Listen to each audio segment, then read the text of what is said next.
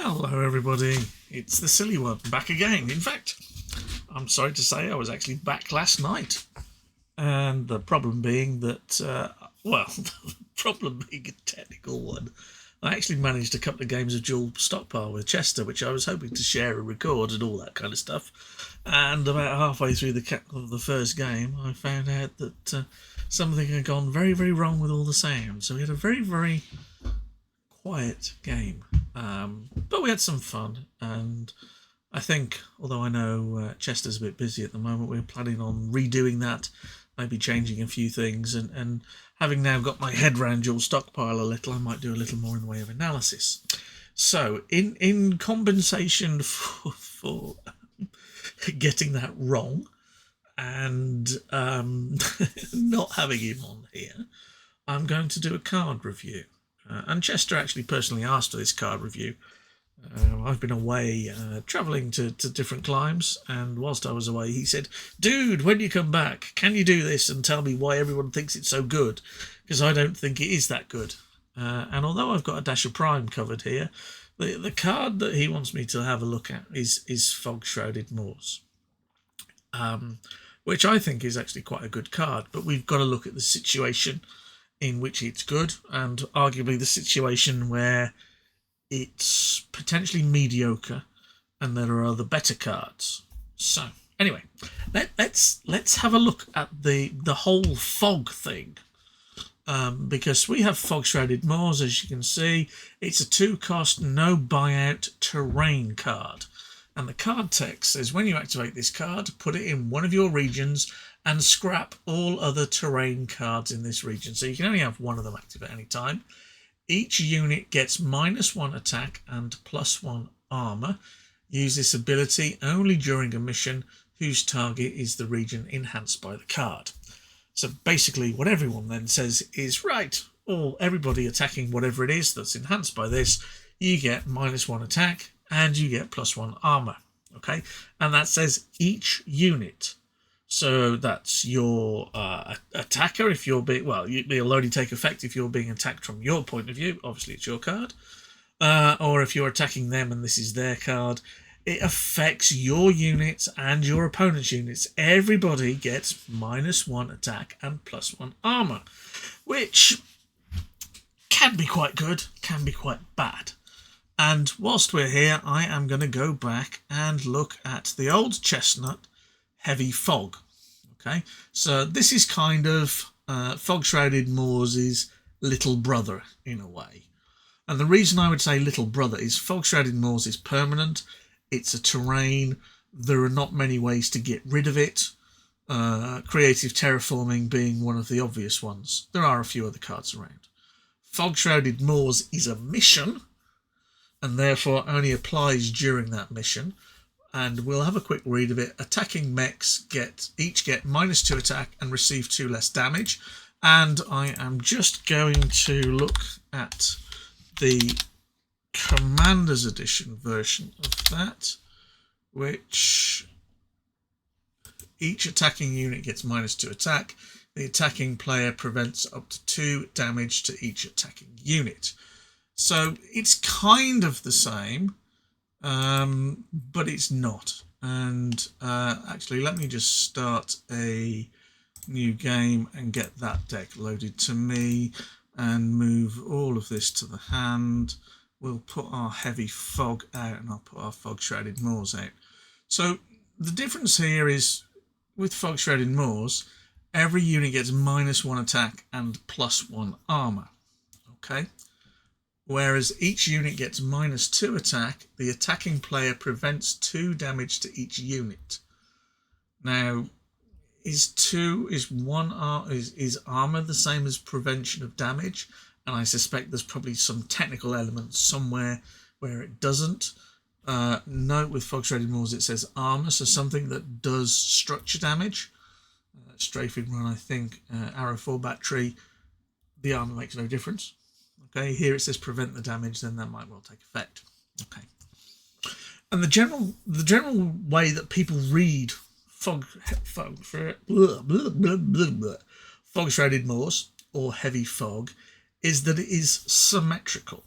Okay, it does 2 less damage, it receives 2 less damage, and that is not the case. So I am going to go and put 2 things into play. I'm going to put a Dasher and I'm going to put a Fenris. Okay, so let's see what happens here. Okay, a Dasher player attacks, Fenris blocks. Okay, Heavy Fog, prevent 2 damage, so the Dasher damage drops to 1, which bounces off the Fenris armor, but instead it receives 2 less damage. The Fenris deals it 3, so it takes 1. So everybody survives. Okay, let's remove our Dasher and let's put another Fenris in play. In this case, 1 less damage, 1 more armor. Well, 2 less damage and 2 more armor. So each attacking unit gets -2 attacks. So this attacking unit does 1. And the attacking player prevents 2 damage to each unit. So there's 3 damage assigned to this. It's got 1 armor and you prevent 2, so nothing happens. Okay, now let's look at a case where things get slightly different, or we go overkill with Fenris primes. All right, I'm just going to drag those other 2 out in a moment. Right then, so we have 2 Fenris primes versus 2 Fenris primes. Okay, -2 attack, so that's got -2 attacks. So that's now 1 attack.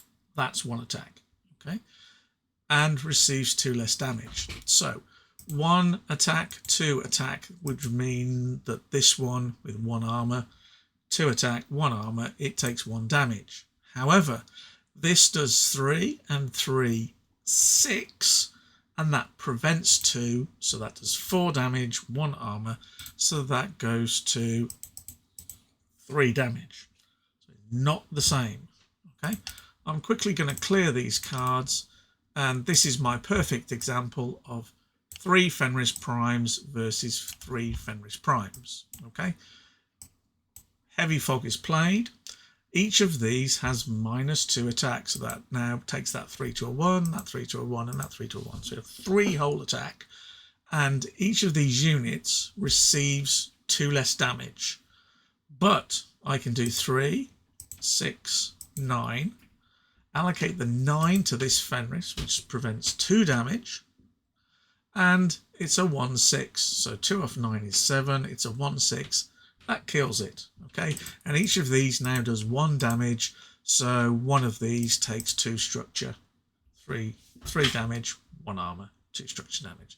So you can see that the more units that are included, the more unbalanced this becomes from a trade point of view. When it's 1-to-1, they just slap each other around. When it's 2-to-2, then there's a little bit of advantage. But in this case, once you start getting more than 2, and in this case 3, Heavy Fog really does nullify a lot of these effects. Okay, so it's not symmetrical, and that has to be the first thing you need to understand. Okay, this card is not symmetrical. Okay, is Fog Shrouded Moors symmetrical? And the answer is no, it's not. It gets -1 attack, but it only gets +1 armor. So let's just go back to our 3 Fenrises versus 3 Fenrises affair. Okay, every unit gets -1 attack, so these are all now on 2s, and each unit gets +1 armor. So this goes to 2, 2, and 2, and this gets an armor, so that's 6 attack. Let's send it to the Fenris Prime. This first one, it has 1 armor plus another one from Fog Shrouded Moors, so it has 6 with 2 armor, which means it takes 4 internals. Okay, and if we go back the other way, this is 2, 4, 6, 1 armor, and there we go. So Fog Shrouded Moors is arguably more symmetrical in this case.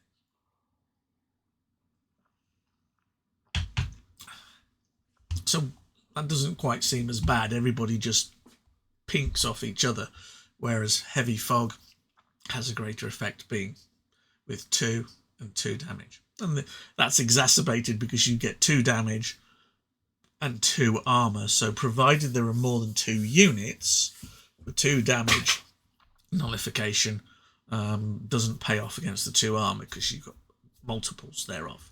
And a multiple of 3, 2 and 2 for that plays both ways. If you've got 3, it works. This is +1/+1. Okay. So heavy fog appears to be symmetrical. Okay.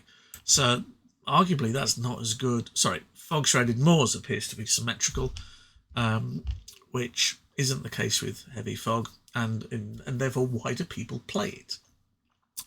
Well, there are a couple of reasons, and I think another thing we need to look at, I'm just going to move all of these for the moment, are the alternatives. So one alternative is heavy woods. Costs 1. When you activate this card, put it in one of the terrains, yada yada yada. Prevents 2 damage to the target. Okay. Well, you might argue that preventing 2 damage to the target is better than giving a unit -1 attack. If it's -1 attack, it's 1 less damage, and heavy woods prevents 2. So you might say that's better. Well, if I attack with a single Fenris, then that is better. I get -1. I prevent 1 damage here from -1 attack, and I prevent 2 damage effectively from heavy woods. I didn't actually prevent it. It's just got less attack. Okay. So if Fog Shrouded Moors is in play, then I get 2 damage. If Heavy Woods is in play, I get 1 damage. Okay. So let's add another Fenris Prime. Maybe I should have retitled this episode Fenris Primes Go Everywhere. So they both get -1 attack, so that goes to a 2, that goes to a 2, so that's 4 damage. Heavy Woods prevent 2, they both do 3, so that's 6 damage, prevent 2. It's the same effect. Okay, let's add another Fenris Prime. God, where do I keep getting all these Fenris Primes? Each of these now has -1 attack, so that's 2, 4, 6. So I take 6 damage with Fog Shrouded Moors, and with Heavy Woods, I've got 3, 6, and 9, less 2, 7. So the greater the numbers, as long at 2 units, -1 attack and prevent 2 is basically the same. More than that, then Fog Shrouded Moors starts to become better because the -1 attack is per unit, whereas Heavy Woods is prevent 2 per target. So there you go. That's similar. Note that this says prevent damage to the target, which means if you block, then unless they've got long range or missiles, you're not going to damage the target anyway. So our other option is Rolling Hills. Again, it costs 3. Same, you can only have one of them. Prevent up to 2 damage to each blocking mech. Okay, so this requires you to block, which may be a good thing, and you prevent 2 damage to each blocking mech. So let's go and look at our Fenrises versus Fenrises. Here we go. Let's do 1 Fenris versus 1 Fenris. So this does 3, and this has got 1 armor, so it takes nothing, and that takes 2 structure from the 3 damage. If we add 2 more into it, I've got 6 damage on one of these, less 2, so I do 4 damage. So one of these takes 3 structure, and I have 6 damage to deal back, so one of these takes 5. And if we go for 3 Fenrises versus 3 Fenrises, I have 3, 6, 9 damage, prevent 2 from here. So that's enough to kill it because it's a 1, 6, so it's 7, and I've prevented 2 from the 9, which leaves me at 7. However, I can deal back 3, 6, 9, which is enough to kill one and do 1 structure on there. So I'm only marginally better off. That one seems reasonably balanced in that respect. You always seem to be just get an extra bit of damage through. Okay, Heavy Woods and Rolling Hills definitely cost more. Okay, so why do people like Fog Shrouded Moors? Well, let's just move those out of the way, and let's bring out the Inner Sphere Swarm. Here we go. Here's a couple of Centurions and a couple of Hatchet Man. I could have picked a load of stuff here, probably dropped a Spectre in there as well. So what do we see? Our Centurion does 2, our Hatchetman does 2, our Centurion does 2, and our Hatchetman does 2. So we've got 2, 4, 6, 8 damage incoming. Plus you can overheat the Hatchetman for another 1. So all of a sudden that's actually 10 damage. Okay. With Fog Shrouded Moors in play, each of them gets 1 more armor, so they're likely to survive, but they each do 1 less attack. So this now does 1 and 1 and another 1 and another 1, and if you decide to overheat, another 2. So all of a sudden that's reduced this down to 6. Okay, so that's quite an effect. I'm preventing a damage from each one of these. Okay, so if you are blocking a group, then the Fenris trick, if you remember from Heavy Fog, kind of works. So here we go. Here, let's put 4 Fenrises in because we've got 4 of these. Okay, so in this case I've got 10 coming, which is enough to kill a Fenris, and I have 12 damage going back, which isn't going to kill more than 1 of these, so not really fair. However, with Fog Shrouded Moors in play, -1 attack, +1 armor. So these get a 1. So this does 6 damage now, which is not enough to kill a Fenris Prime, because he also gets +1 armor. So it's effectively a 2/6. And then I can do 2, 4, 6, 8 damage to 1 of these. It's a 1/6. It's a 1/6. Yes, it gets another armor from Fog Shrouded Moors, so it becomes a 2/6. But 8 is enough to kill it. So I can kill 1 of these, and I've now done, where are we, 2, 4, 6 to 1 of these. My Fenris is a hurting puppy, but it's still on the table. So Fog Shrouded Moors does allow you to do that. Okay. Your other option, and this is quite nice, is to say, do you know what? I don't care. Send your Centurions across. Send your Hatchetman across. And I've got a Fog Shrouded Moors. And then, do you know what? Just for the lulz, you can drop a Heavy Fog, which means everything gets -3 attack. So the Centurion will do 1 if you L for it, and this Hatchetman will do nothing if you overheat it. So in this case, I am probably going to receive no damage at all unless you L for strike both the Centurions to do 2 damage in total. Okay. So that's a bit on stockpile protection. I'm just going to go for a new game, and I want to add something into the mix. Let's look at a couple of resources, and let's add 1 of those as well. And then I'll load the deck to me, and in here I will move all of these to my hand so that I can now pick out what I want from the list. Here's our Fog Shrouded Moors again. Here's a field construction site, and here's an assembly card. And what we will add is let's add our dasher. And in fact, let's add this with in fact I should have added this as well, so just give me a second. Let's add a couple of superior navs.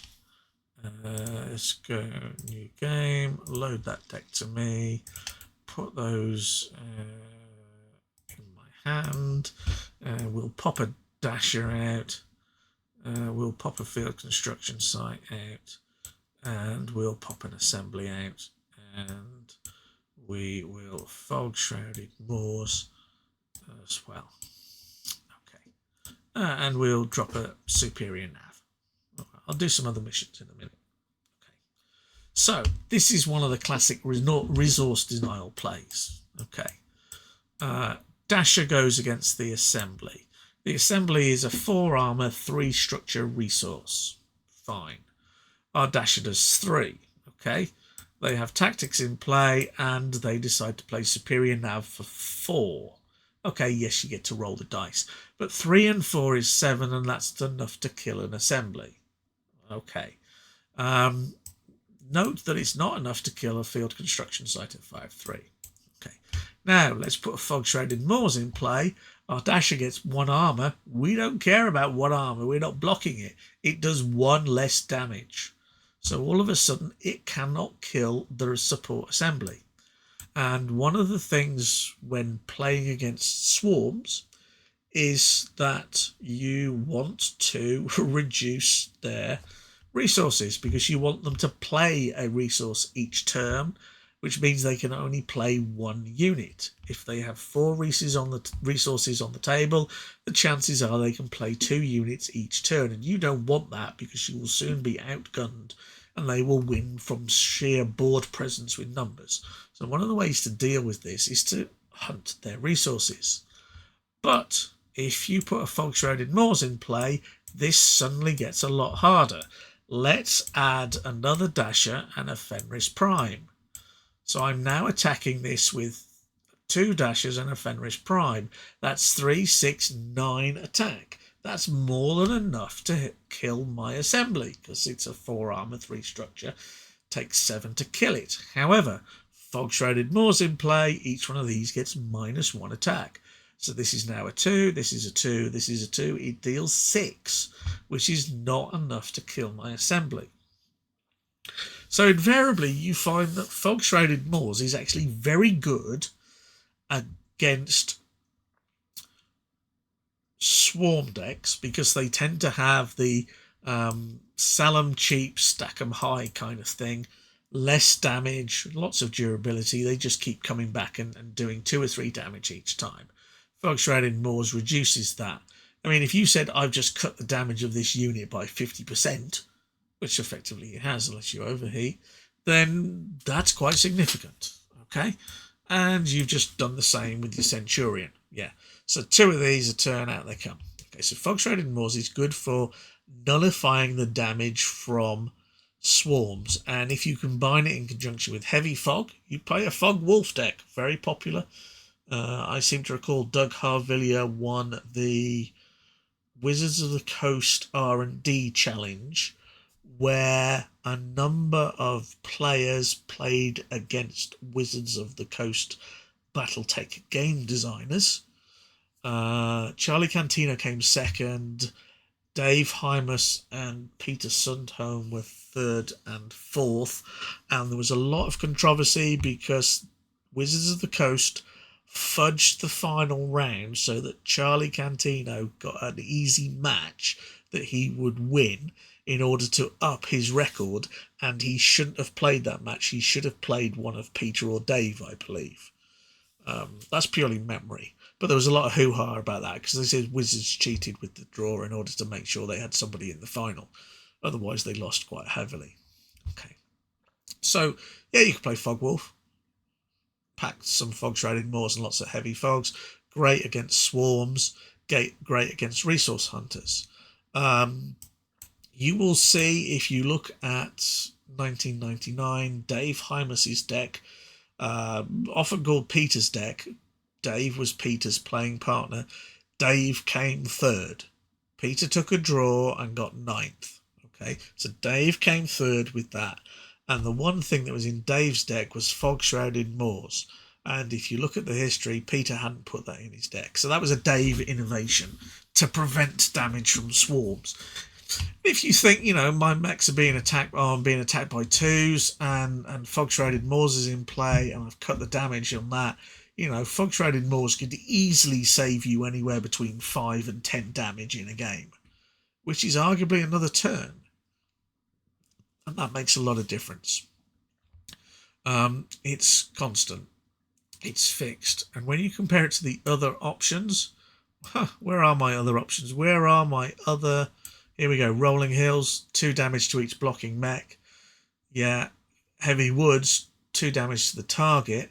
Well, the way around that is to just attack with everything, or lots of it. It's 2 and everything else gets through. Whereas if you attack individually, here's Heavy Woods, attack for 2, prevent 2. Attack for 2, prevent 2. All right. Attack with both, I'm only preventing 2. I get 3 or 4 through. So this is less effective against group attacks. Okay. So put that back in there. So Fog Shrouded Moors, when combined with Heavy Fog, is just makes you feel incredibly impotent, because most of your units do nothing. You know, if you attack with 2 dashes and a Fenris against a Fog Shrouded Moors and I drop a heavy fog, I take nothing. Unless you play the superior nav or whatever else. But these basically do nothing. And 3 damage is enough to kill your dasher anyway. So yeah, you could pop that in there and kill the dasher off. Yeah, kind of thing. Okay. Obviously, when you've got something like field construction site 5/3, and you've just given everything 1 less attack, this is 2, 4, 6. You would scratch the field construction site, and it's going to sit there. It's going to take forever to destroy it. And if you go and look at Zvi Moshevitz's Mechless deck, the one that he created with Donald Lim but played to 7th in 1998, it packs 3 Fog Shrouded Moors in order to stop people destroying resources, because it's a bomb card. It's a bomb deck. So you want loads and loads of resources to put loads and loads of counters on, and there's no way that your opponent can reduce or remove those resources. And secondly, if your opponent goes straight for the stockpile, preventing 1 on each of these units, just godly, as I said, can easily prevent you 5, 7, 10 damage in a game, which is enough for another draw and another turn. Okay, so just going on to the alternatives, we have 2 or 3 missions that are alternatives. They are all on a slight theme. Are any of them better or worse? Have I got them all? So, Fire from Partial Cover, a Crusade card. Play only when you lose initiative. Prevents 2 damage to each of your units. This is the mission counterpart to Rolling Hills. You have to lose initiative, which, let's face it, if you're being attacked, is probably going to be the same. You could prevent 4 to everything. That could be quite strong. Maybe Rolling Hills is possibly better. And what have we got here? Each unit has -1 attack from Intimidation Tactics. Again, play if you lose initiative. This is kind of not the same halfway house. It's not Fog Shrouded, or it's not Heavy Fog. It's not Fog Shrouded Moors. You don't give your opponent any armor, but they all get -1 attack. But with the minus and losing initiative, it's a bit fiddly to play against. There doesn't seem to be Heavy Woods. There might be something in the missions, but there's nothing that really springs to my mind at this point, or at least nothing that I consider playing in that respect. So, why is Fog Shrouded Moors good? Why would you choose Fog Shrouded Moors over Rolling Hills or Heavy Woods? Well, Heavy Woods prevent 2 damage to the target is easily negated or minimized by attacking in a big group. As I said, so Fog Shrouded Moors is probably better. Rolling Hills, you might argue that I don't get attacked in more than 2. That's fine. However, if you're being attacked by a swarm, Fog Shrouded Moors affects all of the attackers. So provided there's more than 2 in a group, then there they go. And obviously it costs more. But also you can put this on your resources. And as we can see here, where you've got 3 units attacking, and we said it earlier, where you've got 3 units attacking, Fog Shrouded Moors has a better effect than Rolling Hills.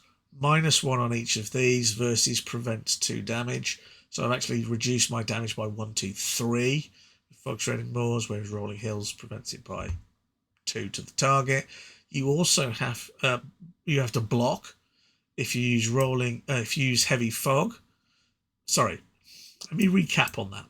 You have to block for Rolling Hills, and for Heavy Woods, they have to damage the target. So it's kind of one or the other, and that's also predictable. Whereas this is predictable, but it's a blanket across everything.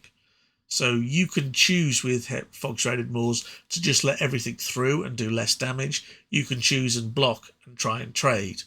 With rolling hills, you have to block. With heavy woods, you kind of have to let things through. So these are less flexible than fog shrouded moors. Heavy woods and rolling hills have preconditions. They've got to damage the target. You've got to block. Fog shrouded moors just happens. It affects everything, which gives you a lot of flexibility. You might decide, as I said, to block and trade. You might decide to let things through, maybe even play a heavy fog and do that. So that's why Fog Shrouded Moors is actually a good card. It's great at protecting your stockpile. Okay, you might argue some of the others are better. Maybe. I think they are situationally better. Whereas Fog Shrouded Moors is just good all the time. Affects everything. You don't have to block. You don't have to let things through. Secondly, it's great at protecting your resources and anything else in your command post, like some of your uniques. So, you know, you might go and have a look at who's the Hansi dude. Hansi Davian, he's a 5-1. Who am I thinking of? Is it Morgan Hasek? Here he is. He's a 1-3. All of a sudden everything does 1 less and it gets 1 armor. So you can use this to bump up or make it more difficult. Isn't there one of the Kurita ones? 4-2 is really hard. Who's the other one? I can't remember the name. Keyword contains unique, and all of a sudden, if you look at that's not the legacy ones. We want one of these. I don't know. Contracts work quite well. Out of interest, not Chandy. Although Uncle Chandy could be quite difficult if you drop that. The higher the armor, then the better on these. Maybe we should let's list them by armor. Here we go. So who's the hardest ones to get rid of? Ulrich. It's the Sphere. Sun Tzu. Anastasius would be a pain to get rid of at 5-2 with a Fog Shrouded Moors on there. Hansi Davian. Romano at 4-2's pretty tough. Judith as well. Yeah. So you can make it more difficult for some of these guys to get picked off by units on the field as opposed to things like assassination or unlikely love affair. So it helps to do that. And also, if you are a swarm player, one of the other methods that people will do, they'll either resource deny or they will try and trade, and they will hunt your slow units. Well, just drop your Fog Shrouded Moors in your patrol region, which will only affect when they attack you, but not when you attack their stockpile or assemblies or whatever else it is. So that gives you +1 armor, -1 damage. It makes it much, much harder for them to pick off your units. So again, you can choose where you put this. For rolling hills, on a patrol region, prevent 2 damage to each blocking mech. Not sure about that. Heavy fog, prevent 2 damage to the target, which is probably one of the units anyway. So 2 damage to each blocking mech requires you to have to be attacked and that unit to be slow or moderate, and you to have a fast or moderate blocker depending on the unit type. Very, very situational. Whereas Fog Shrouded Moors just works. It's fine. So this is why people think this is a good card, and it is a good card. Okay. It doesn't have the presence that Rocky Gorge does, especially with that strange timing ruling about declaring your Rocky Gorge, scrapping it and putting another one into play with falsified maps and dealing 4 damage to everything, which I personally don't think is right. Yes, you can argue the rules and the timing and everything else, and it fits and it's fine, but doing 4 damage from everything with a double Rocky Gorge seems wrong and against the kind of ethos of the game. This was never a magic counterspell, dispel the counterspell, instant type game. So it works with the timing window. Yes, I understand that, and I accept the ruling. It doesn't mean I like it, and I don't think it's right. And obviously, the other thing is Tom Shyster Smith, 1999, the Gorge Master. He never played Rocky Gorge as a double Rocky Gorge, by the way. He just used that to deter swarms. And the reason that was more effective against Chad's swarm, which came in second, was that Chad had 10 vehicles in it. And every time he attacked, he had to roll a dice. Okay, yes, there were the games that they played. I think Chad absolutely slaughtered him in the rounds, in the rounds leading up to it. And Shyster was arguably a bit lucky after that, and maybe another loss to get through. But that was the antithesis of it. Making every time he attacked, then fine, he has to roll. And after the first game, which Shyster won, he sideboarded in two more gorges. Two gorges and two more rocky maps in order to deter the attack. And of course, the trouble with vehicles is whenever it takes damage, you roll a die, and the chances are that if you attack with 3 vehicles, then 1 in 3 chance you'll lose one of them. Doesn't matter whether the damage is dealt to it. The Rocky Gorge is enough to make the die roll happen. And you know, if you constantly have to attack your opponent's stockpile, and every time you lose a third of your units, that's pretty tough ask. You know, pretty demoralising as well, especially if you haven't got a counter to it, like creative terraforming. So, Fog Shrouded Moors, you haven't really seen it in a lot of tournament decks. The one that stands out is Dave Hymas's one from 1999. I know he also ran one in his Swarm and in the R&D challenge. I know that Doug Harvillier won with a Fog Wolf deck, which was Fog Shrouded Moors and Heavy Fog, and literally he could just absorb all the attacks because basically he reduced them to practically nothing. And then either traded or thumped the other guy back instead. So, good card, flexible card, great sideboard card. Having one of those in your sideboard and just flipping it in works really, really well. I used to run 1 falsified maps and then 1 terrain in the deck, either Fog Shrouded Moors or Rocky Gorges, and then I would add another falsified maps and the other terrain to the sideboard. So with 2 false maps and the terrain itself, I could draw whichever one I wanted. Or you could even multi-terrain.